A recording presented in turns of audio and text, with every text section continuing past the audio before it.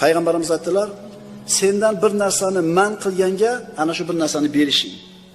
Sendan aloqasini uzgan bilan aloqani tikkalashing va senga zulm qilganni avf qilishing.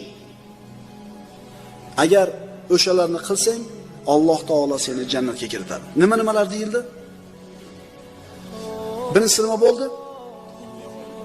Bir narsani sendan man qilgan odamga bir narsani berishing.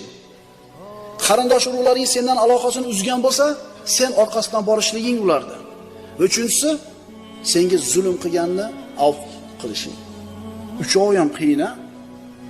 Uchovi ham qiyin, ayniqsa hozirgi zamonda.